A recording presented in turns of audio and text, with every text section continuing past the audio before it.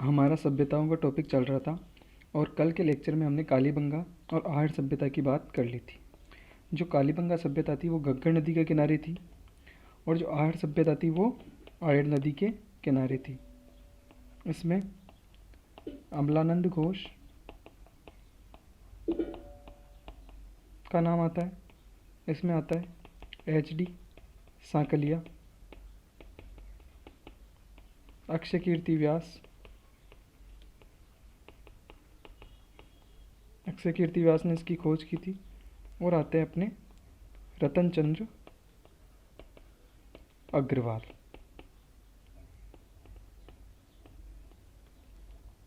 ठीक है, इसके बाद में हम देखते हैं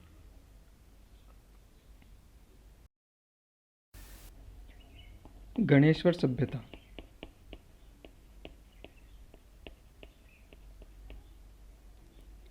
अब ये जो गणेश्वर सभ्यता है तो इसके बारे में पढ़ेंगे कि ये कहाँ पे है, कौन सी नदी के किनारे हैं, इनके उत्खननकर्ता कौन है और भी बहुत कुछ।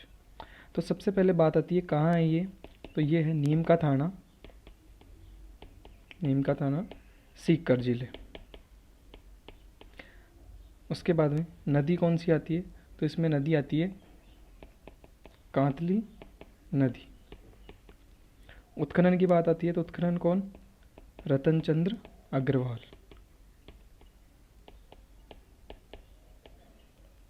रतन चंद्र अग्रवाल, आर.सी. अग्रवाल भी लिख सकते हैं। उसके बाद में हम इसके उपनाम की बात करते हैं तो पहला आता है ताम्रयुगीन सभ्यता की जननी। दूसरे नंबर पे बात करते हैं तो वो आता है पुरातत्व का पुष्कर, और जो तीसरा उसका उपनाम है वो है ताम्र संचयी संस्कृति। यहाँ तक हमने देख लिया। अब इसके बाद में हम देखते हैं कि इसको ताम्रयुगीन क्यों बोला जाता है, क्योंकि यहाँ से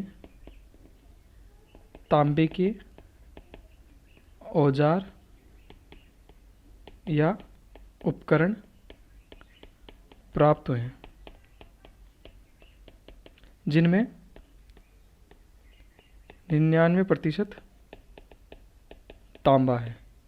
मतलब इसमें जो मिश्रित किए गए थे, जो पहले हमको मिलते थे वो मिश्रित मिलते थे तांबे के, लेकिन इसमें जो तांबा मिला है वो 99% शुद्ध तांबा मिला है, और जो औजार थे वो बिल्कुल तांबे के बने हुए थे। इसीलिए इसे ताम्रयुगीन सभ्यता की जननी कहते हैं। उसके बाद में हमें यहाँ से कपीशवर्णी मृद पात्र, मतलब जो मिट्टी के बर्तन हैं वो हमें यहाँ से मिलते हैं। कपीशवर्णी का मतलब क्या होता है, कपीशवर्णी जहाँ से मिलते हैं वो इस बात का संकेत करते हैं कि ये सभ्यता ताम्रयुगीन सभ्यता है। इनका जो कलर होता है वो नीला और काला ऐसे कुछ रंग होता है, उसको क्या बोलते हैं हम, कपीशवर्णी। उसके बाद में मेन बात क्या है, यहाँ से 2 प्रकार के मिट्टी के बर्तन प्राप्त हुए। अब 2 प्रकार कौन से, एक तो पूर्व हड़प्पा सभ्यता के, और एक मिलते हैं हड़प्पा के बाद के, जो कैसे थे, लाल चिकनी मिट्टी से बने विशेष चित्रकारी वाले। और ये जो पूर्व हड़प्पा कालीन थे इनको हम बोलते थे उत्तर हड़प्पा या हड़प्पा कालीन।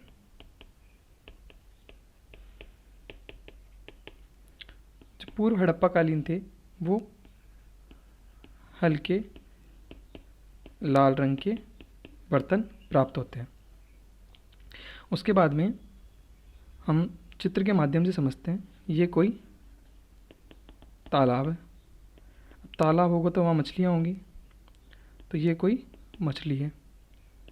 फिर अगर कोई नदी या तालाब होता है तो वहाँ बांध होता है, तो ये बांध बना हुआ है।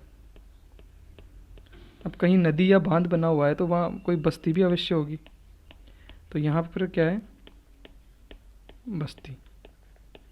अब जो गणेश्वर सभ्यता थी उसमें ये सुविधा थी कि यहाँ से जो नदी या तालाब का पानी है, अगर इसमें बाढ़ आ जाए तो ये पानी बस्ती तक ना पहुँच सके, इसके लिए बांध बनाया गया। और यहाँ मछली, तो यहाँ से मछली पकड़ने का कांटा प्राप्त हुआ है।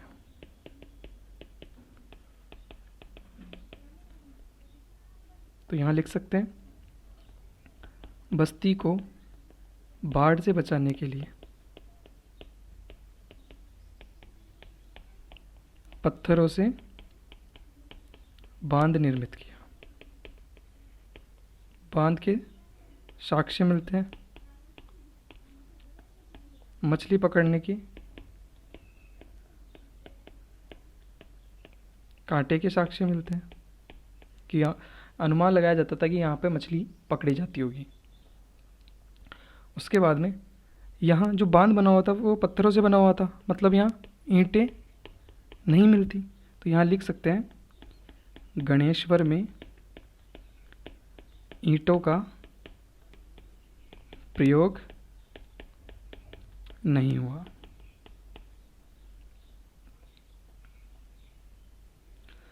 फिर देखते हैं हम गणेश्वर, इसके नाम क्या क्या थे, पुरातत्व का पुष्कर, ताम्रयुगीन सभ्यता की जननी, उसके बाद में ताम्र संचयी संस्कृति, वही नीम का थाना सीकर में, नदी कौन सी थी, कांतली नदी, क्या क्या मिला है, कपीशवर्णी, मिट्टी के बर्तन, मछली पकड़ने का कांटा, पत्थरों से बना बांध,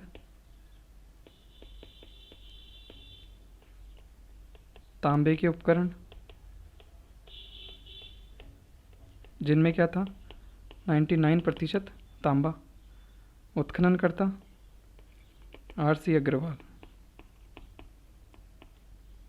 तो ये हो गई हमारी गणेश्वर सभ्यता।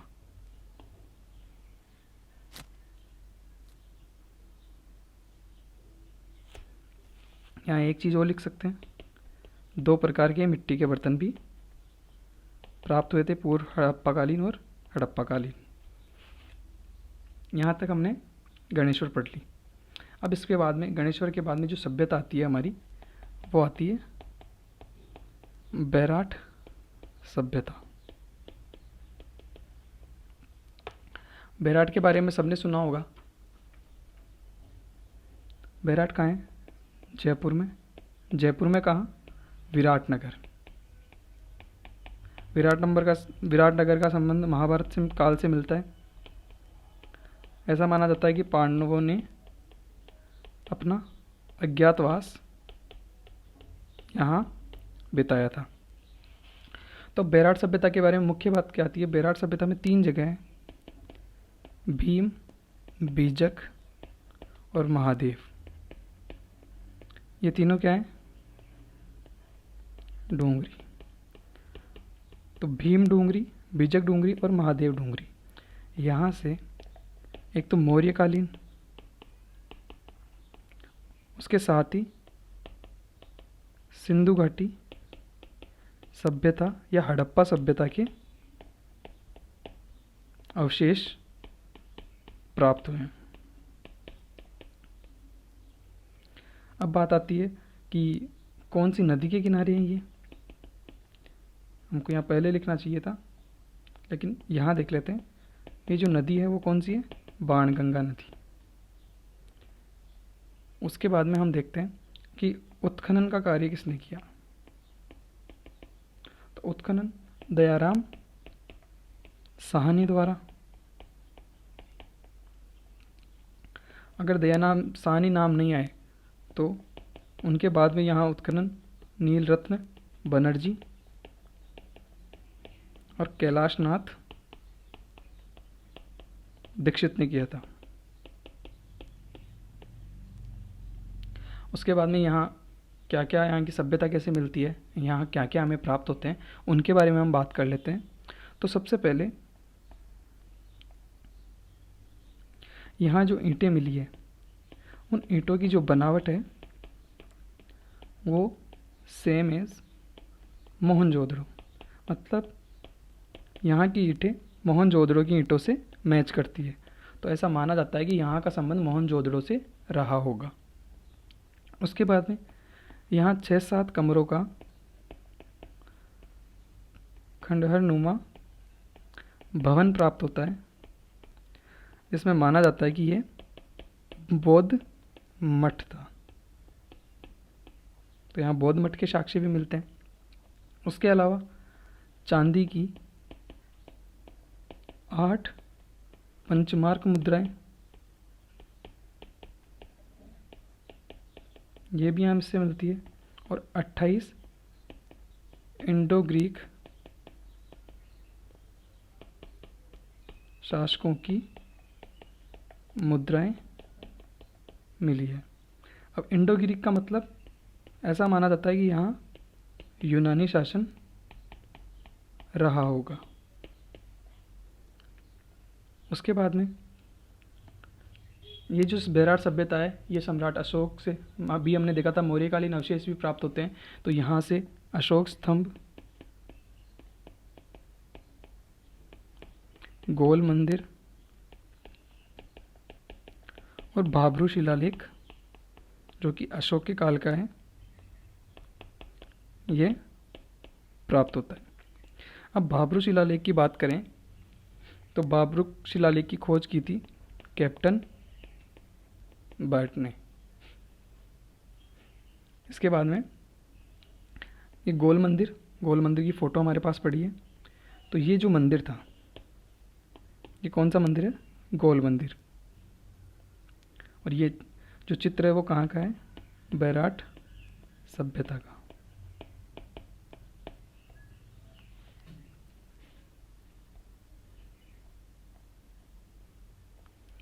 उसके बाद में फिर हम देखते हैं, इसके अलावा यहाँ से स्वर्ण मंजूषा, यहाँ से एक कलश प्राप्त हुआ है जिसे स्वर्ण मंजूषा कहा गया है। उसमें कुछ अस्थियाँ प्राप्त हुई है जिनसे ये अंदाज़ा लगाया जाता है कि ये अस्थियाँ गौतम बुद्ध की थी। इसके बाद में यहाँ से 36 सोने के सिक्के प्राप्त हुए हैं।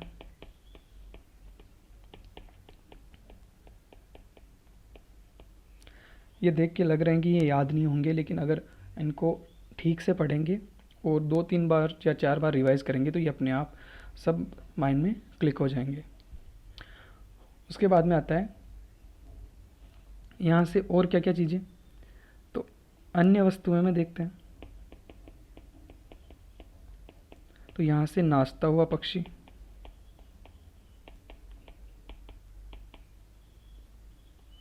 स्वास्तिक ऐसा वाला, हाथ से बुना वस्त्र,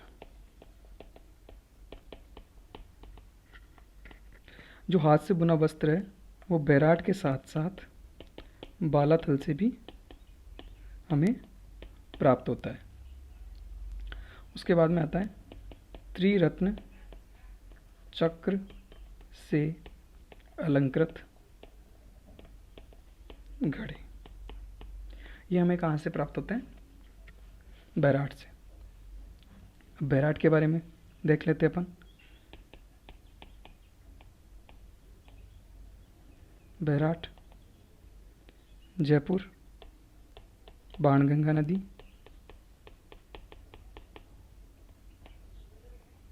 मौर्यकालीन साक्ष्य, ये तो ऐसे ही याद रहेंगे, तो इसकी जगह हम लिख लेते हैं अशोक स्तंभ, गोल मंदिर, भाब्रू शिलालेख, दयाराम साहनी, इन्होंने हड़प्पा की भी खोज की थी। इनके साथ ही इनके बाद में खोज की थी नील रत्न बनर्जी और कैलाश नाथ दीक्षित। फिर बात करते हैं, यहाँ से प्राप्त होता है नाचता हुआ पक्षी, स्वास्तिक, त्रिरत्न चक्र से अलंकृत घड़ी,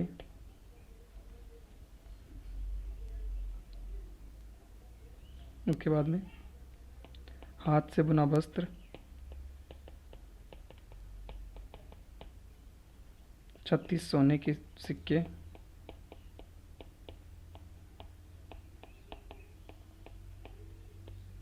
8 पंचमार्क मुद्राएं और इंडो ग्रीक शासकों की 28 मुद्राएं प्राप्त हुई हैं। यहाँ तक हो गया। और स्वर्ण मंजूषा, ये भी हमें यहाँ से प्राप्त होती है। और यहाँ की ईंटें मोहनजोदड़ो के समान थी। हमने 2 सभ्यताएं फिर कंप्लीट कर ली। अब इसके बाद में जो हमारी सभ्यता आती है उसे देखते हैं। फिर हम पढ़ते हैं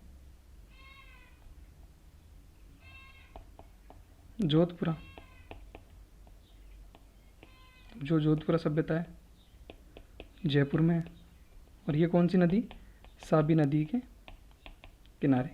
इसमें बस इतना ही है। उसके बाद में जोधपुर के बाद में हम आते हैं जालोर पे। तो जालोर में कौन सी है, भीनमाल। भीनमाल कहाँ है, जालोर में। भीनमाल के बारे में, जालोर के बारे में हमने एक बात देखी थी कि यहाँ से जो मध्य पाषाणकालीन उपकरण खोजे थे उनका श्रेय उनका जाता है बी ऑल्चिन को। ये हमने लेक्चर नंबर 1 में पढ़ लिया था। तो जालोर में उत्खनन कार्य किसने किया,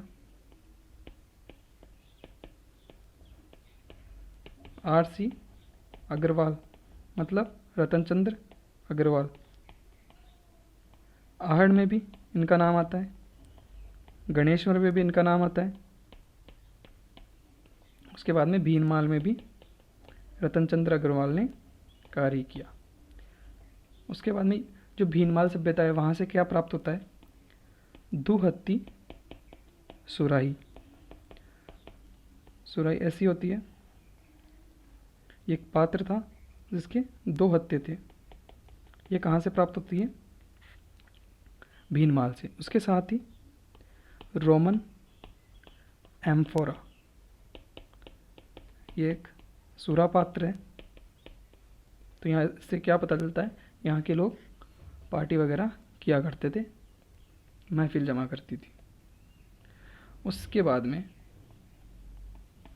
भीनमाल के बारे में, जो भीनमाल है, भीनमाल का प्राचीन नाम श्रीमाल था। उसके बाद में एक आता है, एक चीनी यात्री थे, चीनी यात्री वैनसांग। वैनसांग ने भीनमाल की यात्रा की। भीनमाल के बारे में इंपॉर्टेंट चीज़ें हमने देख ली है। इसके बाद में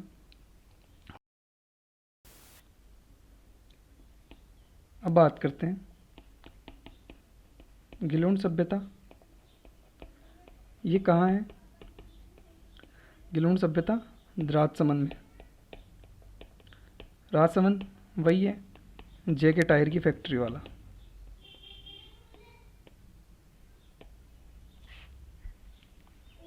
जो टायर की फैक्ट्री है वो राजसमंद में है। उसके बाद में मुख्य बातें क्या निकल कर आती है कि यहाँ से 2 टीले प्राप्त हुए जो किससे, आहड़ संस्कृति से मेल खाते हैं। और इन टीलों को वहाँ की स्थानीय भाषा में बोलते हैं मोड़िया मंगरी। तो अगर क्वेश्चन आ जाए मोड़िया मंगरी क्या है, तो मोड़िया मंगरी 2 टीले हैं जिनको स्थानीय भाषा में मोडिया मंगरी कहा जाता है। या फिर मोडिया मंगरी का संबंध कहाँ से है, तो मोडिया मंगरी का संबंध गिलुन सभ्यता से। और मुख्य बात आती है यहाँ से 5 प्रकार के मिट्टी के बर्तन। तो 5 प्रकार के मिट्टी के बर्तन कहाँ से प्राप्त होते हैं, गिलुन सभ्यता से। उसका जो उत्खनन था वो बीबी लाल ने, उनके साथ ग्रेगरी पोशल और वी.एस. शिंदे। बीबी लाल हो गए, ग्रेगरी पोशल हो गए और वी.एस. शिंदे, इन्होंने यहाँ का उत्खनन कार्य किया था। और यहाँ से क्या मिलता है, जो हाथी दांत की चूड़ियाँ हैं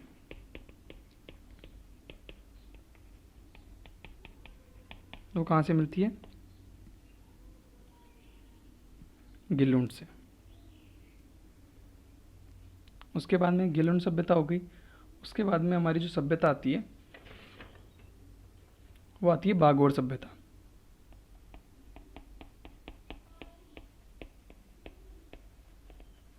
अब बागोर सभ्यता कहाँ पड़ती है, भीलवाड़ा में। यहाँ उत्खनन किसने किया, वी.एन. मिश्र। यहाँ से क्या क्या प्राप्त होते हैं, तो यहाँ से प्रागैतिहासिक काल के अवशेष प्राप्त होते हैं।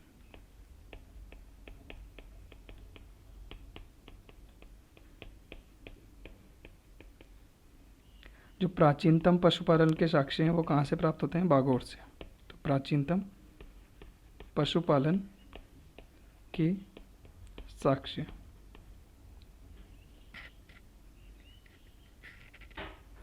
यहाँ से लघु पाषाण उपकरण, उनके साथ मृत पशुओं के अवशेष मिले।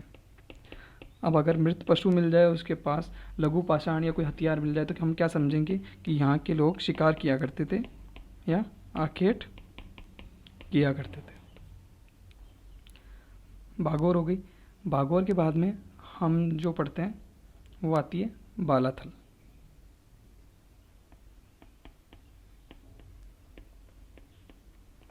बालाथल कहाँ पड़ती है, वल्लभ नगर तहसील।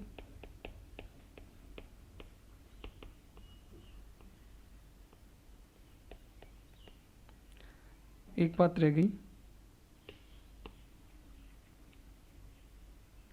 हमने बागोर सभ्यता पढ़ी है, तो बागोर से जुड़े हुए 2 नाम हैं। तो जो बागोर हवेली है वो कहाँ है, उदयपुर। उसके बाद में यहाँ पर विश्व की सबसे बड़ी पगड़ी रखी हुई है। और जो बागोर सभ्यता थी वो कौन सी नदी के किनारे थी, भीलवाड़ा में। कौन सी है, कोठारी नदी। तो अभी अपन ने कौन कौन सी पढ़ी,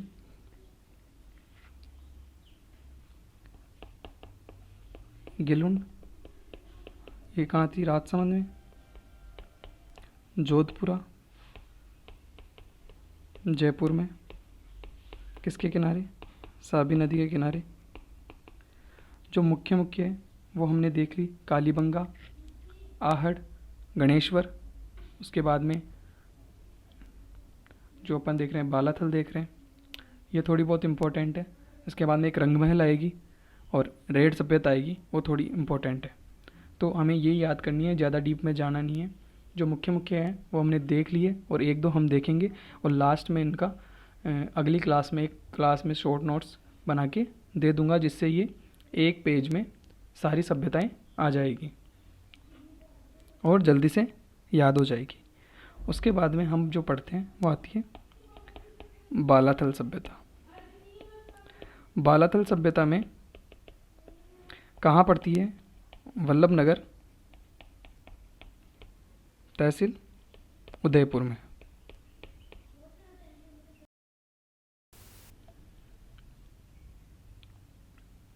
अब उत्खनन का कार्य किसने किया? तो उत्खनन किया था वीएन मिश्र ने। जिन्होंने बागोर सभ्यता का उत्खनन किया था, उन्होंने ही इस सभ्यता का उत्खनन किया। यहाँ से क्या प्राप्त होता है? यहाँ से 11 कमरों का दुर्गनुमा भवन प्राप्त होता है। इसी के साथ यू आकार के चूल्हे प्राप्त होते हैं।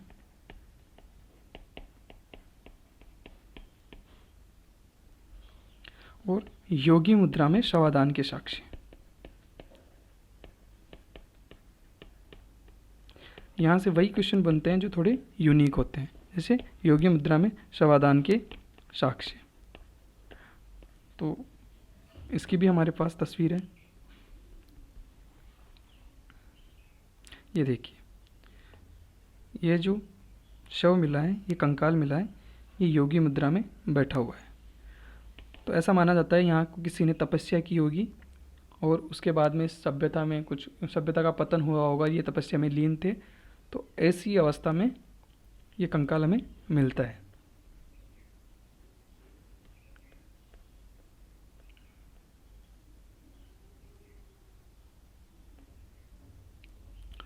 उसके बाद में हम देखते हैं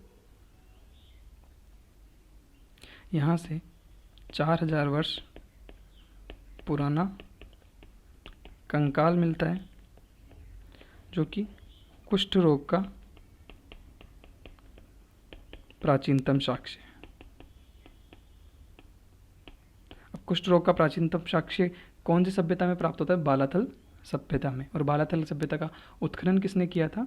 वीएन मिश्र ने। और अन्य वस्तुओं की बात करें तो उसमें आता है मिट्टी के सांड की आकृति। ये कहाँ से प्राप्त होती है? बालाथल से। पहले हमने देखा था बुना हुआ वस्त्र, हाथ से बुना हुआ वस्त्र कहाँ से प्राप्त होता है? बालाथल से। तीसरे नंबर पे आता है तांबे और लोहे के औजार।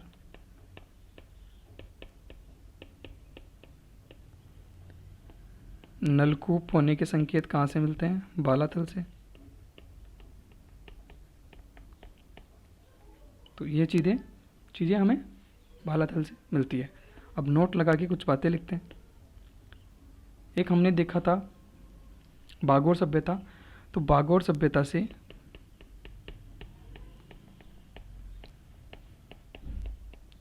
तांबे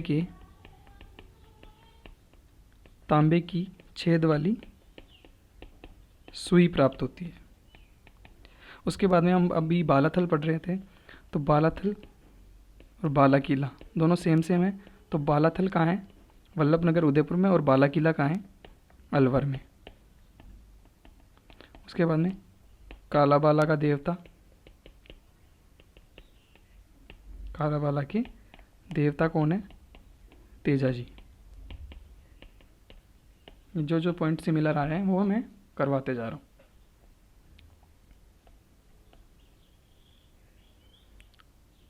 उसके बाद हम देखते हैं रंगमहल सभ्यता। तो रंगमहल सभ्यता कहाँ है? हनुमानगढ़ में। कौन सी नदी के किनारे? घग्गर नदी के किनारे। खोज व उत्खनन किसने किया? एक महिला थी हन्नारिड नाम की। ये कहाँ की थी? स्वीडन की। इन्होंने यहाँ उत्खनन कार्य किया। इसका नाम रंगमहल क्यों रखा गया? यहाँ लाल रंग पर काले रंग की डिज़ाइन वाले पात्र मिले, इसलिए इसे क्या कहा गया? रंगमहल। और यहाँ से अवशेष क्या क्या प्राप्त हुए? पहला, टोंटीदार घड़े। जो घड़े हम अभी यूज़ कर रहे हैं वो ये उस ज़माने में किया करते थे। ये टोटी हो गई, पानी भी डाल देते हैं इसमें।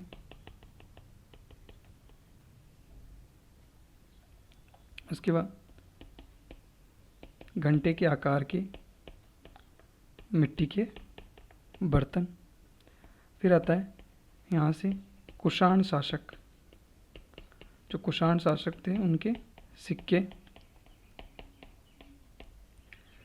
और 105 तांबे की मुद्राएं प्राप्त होती है।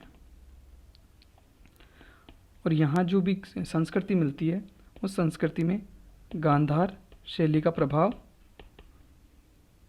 देखने को मिलता है।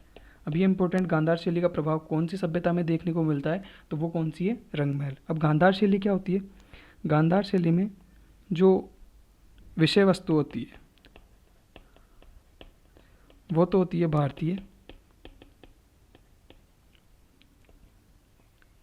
और जो कला होती है वो होती है यूनानी।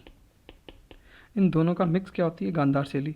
जैसे श्री कृष्ण का चित्र है, अगर उसे यूनानी शैली में बनाया जाए तो उसे क्या बोलेंगे, गांधार शैली। फिर इसके बाद में आती है रेड सभ्यता। रेड सभ्यता कहाँ है, निवाई टोंक में। कौन सी नदी के किनारे, तो यह है ढील नदी के किनारे। यहाँ से क्या प्राप्त होते हैं, यहाँ से घेरेदार कुएं और 3000 आहत मुद्राएं प्राप्त हुई है। आहत मुद्रा में कौन कौन सी, एक तो अपोलोडेक्स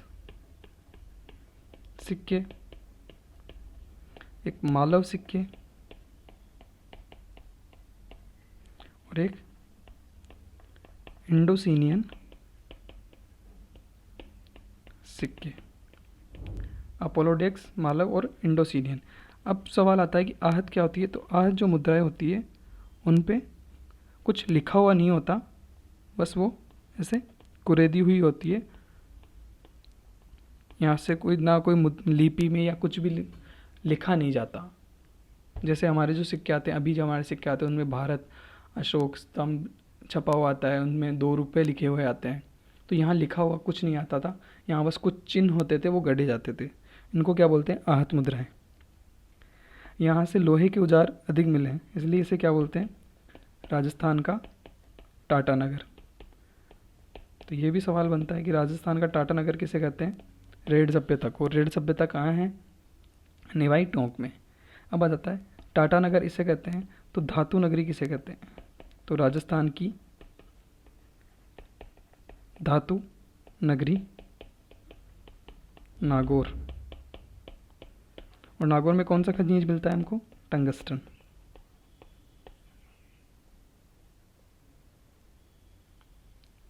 अब इसके बाद में जो आती है वो हम देखते हैं।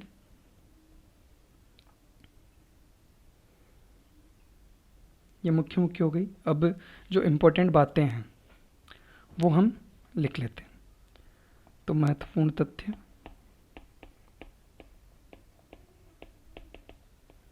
महत्वपूर्ण तथ्य में पहला, स्वर्ण निर्मित सोने से बने सिंह का सिर। यह हमें कहाँ से मिला है, नलियासर। और नलियासर कहाँ है, जयपुर में। दूसरा आता है सिलबट्टे के साक्ष्य। सिलबट्टे के साक्ष्य कहाँ से मिले हैं, ओझियाना भीलवाड़ा से। एक सभ्यता है सोंती। सोंती का है बीकानेर में। इसे हम क्या बोलते हैं, कालीबंगा प्रथम, क्योंकि यहाँ जो साक्ष्य मिले हैं वो कालीबंगा के सिमिलर है। तो जो मेन कालीबंगा थी वो तो हनुमानगढ़ में, और जो कालीबंगा फर्स्ट नाम दिया गया वो सोंती बीकानेर को एक उपनाम दे दिया गया। उसके बाद में एक सभ्यता आती है नोह, और ये कहाँ पड़ती है? भरतपुर में। यहाँ से मुख्य बातें, यहाँ से 5 सांस्कृतिक युगों के अवशेष मिलते हैं, जैसे गुप्तकालीन हो गए, वैदिक अवशेष हो गए। तो इस प्रकार 5 तरह के या 5 सांस्कृतिक युगों के हमें जो अवशेष मिलते हैं वो 9 भरतपुर से मिलते हैं। इसके साथ यहाँ 1.5 मीटर ऊंची यक्ष की मूर्ति मिलती है, जिसे जोक बाबा कहते हैं। और लोहे से बने हुए कृषि उपकरण भी कहाँ से मिलते हैं? 9 भरतपुर से। उसके बाद में और सभ्यताएं देखें तो हमारे गंगानगर में 3 सभ्यताएं मिलती है। अब गंगानगर में कौन कौन सी मिलती है? एक तो अनूपगढ़, जो कि अभी जिला बन गया है। उसके बाद में चक 64 और 84, अभी नई वाली RBSC में चक 64 दिया गया है, और जो पुराने वाली थी वहाँ चक 84 दिया गया है। उसके बाद में एक आता है तरखान वालों का डेरा, ये भी कहाँ मिलती है? गंगानगर में। फिर लास्ट में एक बिंदु आता है कि हमें कुछ प्राचीन शैल चित्र भी प्राप्त हुए हैं। तो हमें शैल चित्र कहाँ से प्राप्त हुए हैं? एक तो आलनिया, एक भानपुरा, और एक आता है तिपटिया। ये कहाँ पे है? कोटा में। तो आलनिया, भानपुरा और तिपटिया, यहाँ से हमें शैल चित्र, शैल मतलब दीवारों पे चित्र उकेरे हुए जो कि प्राचीन चित्र थे, वो कहाँ से मिलते हैं? कोटा से। फिर उसके बाद में आता है राजस्थान की पहली अलंकृत चित्रकारी की हुई गुफा कहाँ मिलती है? बांका, भीलवाड़ा में। यहाँ तक हमने देख लिया। अब इनके नोट्स पे बात कर लेते हैं। वहाँ एक मैप भी देखते हैं, जिस मैप में सारी सभ्यता दी गई है।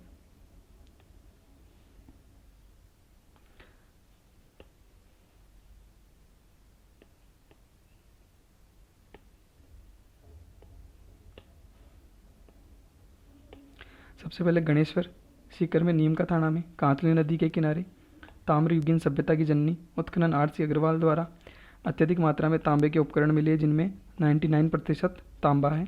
यहाँ से मछली का कांटा, पत्थरों से बनी दीवार जो बाढ़ रोकने हेतु काम आती थी, के साक्ष्य मिले हैं।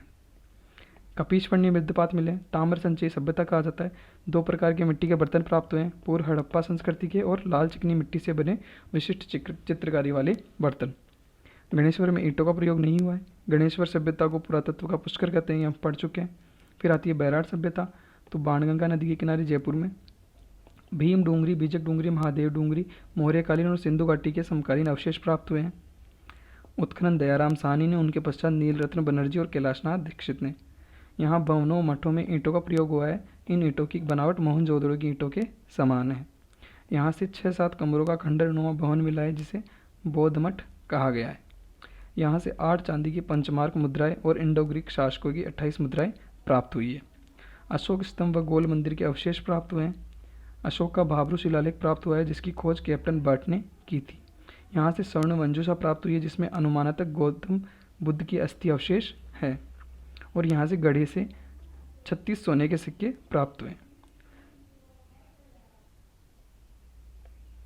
फिर देखते हैं बैराट से और क्या प्राप्त हुआ। नाचता हुआ पक्षी, स्वास्तिक, हाथ से बुना वस्त्र और त्रिरत्न चक्र से अलंकृत घड़े। जो बुना हुआ वस्त्र है वो बैराट और बालाथल दोनों से मिलता है। उसके बाद में जोधपुरा जयपुर में, साबी नदी के किनारे। फिर आती है इसवाल, यहाँ इसवाल है। इसवाल कहाँ है? उदयपुर में। इसवाल को प्राचीन औद्योगिक नगरी का दर्जा दिया गया है, और यहाँ ऊँट के दांत के प्रमाण मिले हैं। और जो ऊँट के प्रमाण है वो कहाँ मिले थे? कालीबंगा में। वो ऊँट लेके जाता है खेती करने। मिश्रित खेती के साक्ष्य मिलते हैं, और कुएं के साक्ष्य भी कहाँ से मिलते हैं? कालीबंगा से। फिर आती है भीनमाल सभ्यता, कहाँ है? जालोर में। उत्खनन RC अग्रवाल ने दुहत्ती सुराही मिलती है और रोमन एम्फोरा जो कि सुरा पात्र है वो यहाँ से प्राप्त हुआ है। भीनमाल का प्राचीन नाम श्रीमाल था और जो चीनी यात्री वैनसांग है उन्होंने भीनमाल की यात्रा की थी। उसके बाद में आता है गिलुन। गिलुन कहाँ है? राजसमंद में। यहाँ से 2 टीले प्राप्त हुए हैं जो कि इसके आहड़ संस्कृति से जुड़े होने का प्रमाण देते हैं। स्थानीय भाषा में इन्हें मोड़िया मंगरी कहते हैं। यहाँ से 5 प्रकार के मिट्टी के बर्तन प्राप्त हुए हैं। तो 5 प्रकार के मिट्टी के बर्तन कहाँ से प्राप्त हुए हैं? गिलुन, राजसमंद से। उत्खनन बीबी लाल और ग्रेगरी पोर्शल और वीएस शिंदे ने यहाँ उत्खनन कार्य किया। तो यहाँ बीबी लाल है वो यहाँ मुख्य है। और यहाँ से हाथी दांत की चूड़ियाँ, तो हाथी दांत की चूड़ियाँ कहाँ से मिलती है? गिलुंड से। फिर आती है बागोर सभ्यता। बागोर भीलवाड़ा में कोठारी नदी के किनारे है। बागोर हवेली उदयपुर में है जहाँ विश्व की सबसे बड़ी पगड़ी रखी हुई है। बागोर का उत्खनन वीएन मिश्र द्वारा किया गया था। बागोर से प्रागैतिहासिक काल के अवशेष प्राप्त हुए हैं। बागोर से प्राचीनतम पशुपालन के साक्ष्य मिलते हैं। और तांबे की छेद वाली सुई कहाँ से प्राप्त होती है? बागोर से। बागोर से लघु पाषाण उपकरण तथा मृत पशु के अवशेष मिले हैं जो इन लोगों के आखेटक या शिकारी होने का प्रमाण देते हैं। जो बालाथल सभ्यता है वो वल्लभनगर उदयपुर में, बाला किला अलवर में और कालाबाला का देवता तेजाजी को कहते हैं। उत्खनन वीएन मिश्र ने किया था बालाथल का। बालाथल से 11 कमरों का दुर्ग मिलता है। यू आकार के चूल्हे प्राप्त होते हैं।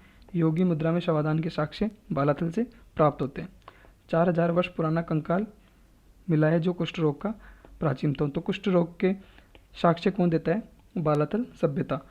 और अन्य वस्तुओं में मिट्टी के सांड की आकृति, नलकूप के संकेत, हाथ से बुना वस्त्र, ये बागोर में भी था। तांबे और लोहे के औजार। फिर आता है रंगमहल। रंगमहल कहाँ पे? हनुमानगढ़ में गग्गर नदी के किनारे। उत्खनन हन्नारेट द्वारा जो कि स्वीडन की एक महिला थी।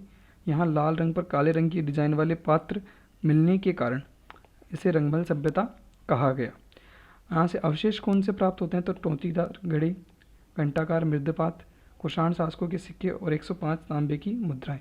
गांधार शैली का प्रभाव है। इसमें विषय वस्तु भारतीय होती है लेकिन जो कला होती है, कला शैली होती है वो यूनानी होती है। रेड सभ्यता निवाई टोंक में, ढील नदी के किनारे, घेरेदार कुएं तथा 3000 आठ मुद्राएं प्राप्त हुई है। इन 3000 मुद्राओं में अपोलोडेक्स के सिक्के, मालव सिक्के, इंडोसीनियन सिक्के मिलते हैं।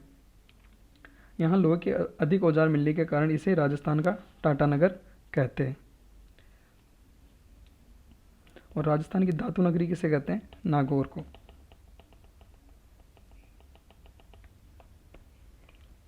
यहाँ तक हमने पढ़ लिया था। स्वर्ण निर्मित सिंह का सिर कहाँ से मिलता है? लिया सर जयपुर से।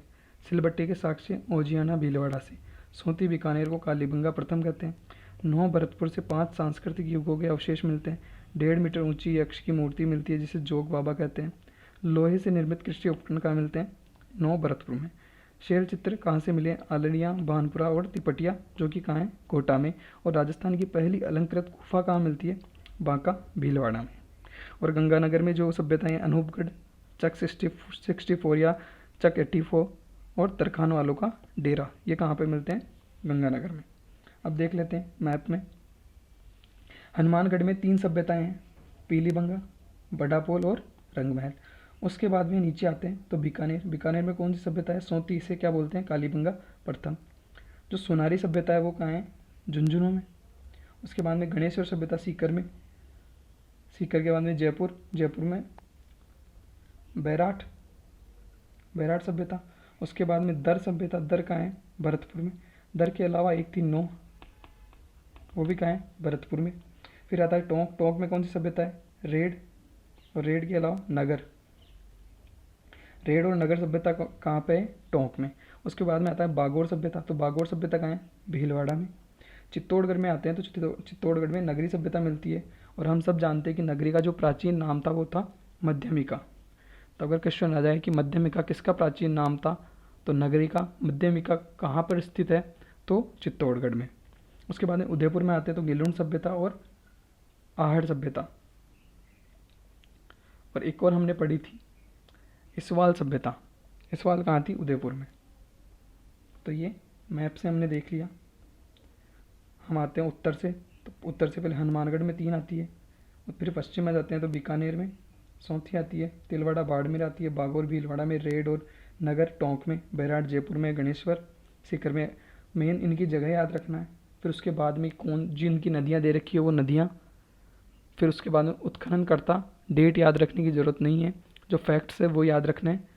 और जैसे बुना हुआ वस्त्र बागोर और बालाथल से मिलता है, कुष्ठ रोग के साक्ष्य कहाँ से मिलते हैं, तो ऐसी चीज़ें हमको याद रखनी है। सिलबट्टे के साक्ष्य कहाँ से मिलते हैं, बौद्ध धर्म के साक्ष्य कहाँ से मिलते हैं, तो ये जो चीज़ें हैं वो हमको ज़्यादा याद रखनी है। बाकी सबको एक बार पढ़ना है और ये धीरे धीरे याद हो जाएगी।